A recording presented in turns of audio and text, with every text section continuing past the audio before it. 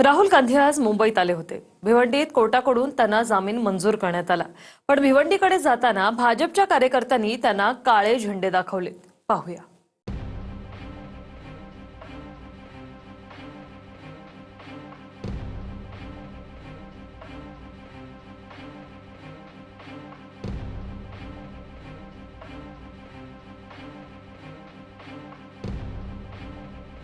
लोकसभेचे विरोधी पक्षनेते राहुल गांधी मुंबईमध्ये कोर्टात हजर राहण्यासाठी आले।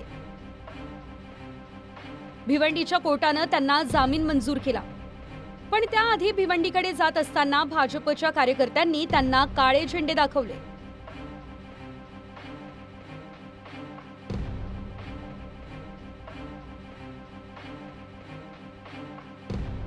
ठाण्यात आनंदनगरच्या चेक नाक्याजवळ भाजप युवा मोर्चाच्या कार्यकर्त्यांनी त्यांना काळे झेंडे दाखवत जोरदार घोषणाबाजी केली।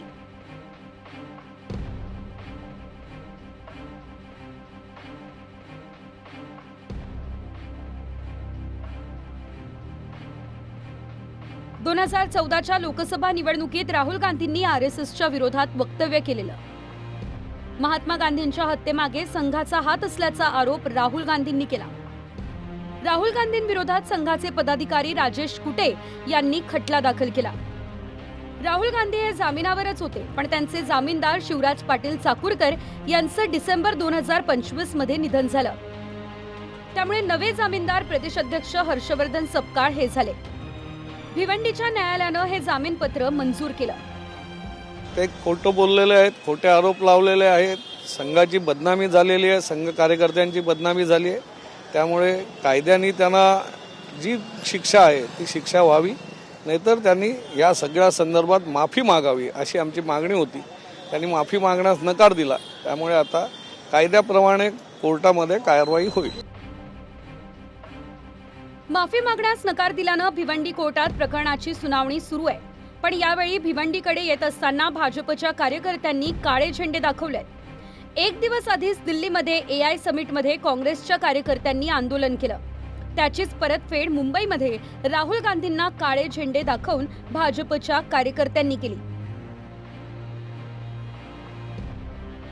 जो सोरसचा नेता आहे, जो सोरसच्या पैशावर जगतो, जो सोरसच्या पैशावर राजकारण करतो, जो इंडिया चायना करार करून घेतो पक्षासाठी, अशा नेत्याला काळे झेंडे दाखवायला पाहिजे आणि अशा नेत्याचा निषेध जागोजागी करायला पाहिजे। नुसतं भिवंडीत नाही तर प्रत्येक ठिकाणी करायला पाहिजे। भारतीय जनता पक्ष हा धमकी देण्यामध्ये आणि पाठीत वार करण्यामध्ये तो बहादर आहे।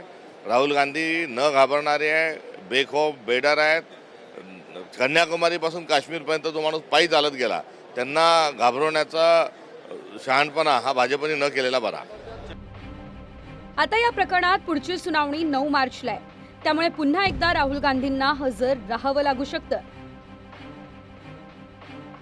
गिरीश गायकवाडसह कृष्णा सोनारवाडकर, TV9 मराठी, भिवंडी।